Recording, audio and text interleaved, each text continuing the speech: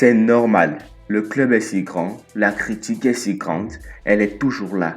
Cela ne me dérange pas. Je joue depuis 18 ans environ et j'y suis habitué. Sachez qu'un jour nous sommes parfaits et qu'un autre jour nous sommes nuls. Parfois, la vie est comme ça et nous devons traverser les mauvais moments. C'est ce qu'a affirmé Cristiano Ronaldo après la large victoire de Manchester United 3-0 face à Tottenham. C'est toute l'histoire d'Ole Gunnar Solskjaer depuis qu'il entraîne Manchester United. À chaque fois qu'il semble condamné, le Norvégien parvient à se maintenir en poste grâce à une victoire inattendue. Ainsi, alors que la position du manager des Red Devils s'était particulièrement fragilisée depuis le fiasco à Old Trafford face à Liverpool 5-0, il a regagné du crédit grâce au succès logique obtenu par son équipe à Tottenham 3-0 ce samedi dans le cadre de la 10e journée de Premier League.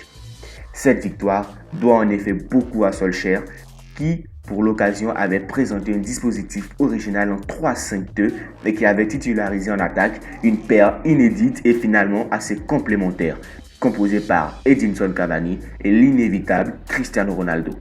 Ce dernier a été doublement décisif en inscrivant un but splendide d'une reprise de volée imparable à la suite d'une magnifique ouverture signée Bruno Fernandes. Puis, CR7 a parfaitement lancé Cavani qui a facilement effacé Hugo Lloris. Par ailleurs, le quintuple vainqueur du Ballon d'Or, une fois n'est pas coutume, a été très impliqué dans le travail défensif au sein d'une équipe que le retour réussi de Raphaël Varane a rendu plus sereine.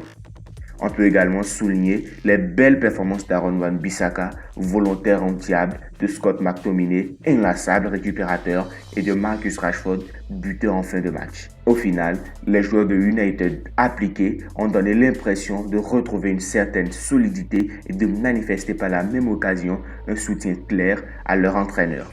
Leur tâche, il est vrai, a été facilitée par des espèces apathiques qui, semble-t-il, n'ont pas surmonté la déception d'un but de Christian Romero qui leur avait été logiquement refusé pour hors-jeu. En panne d'idées à l'image de Harry Kane fantomatique. Tottenham pointe désormais à la 8e place, à 2 points de Manchester United 5e.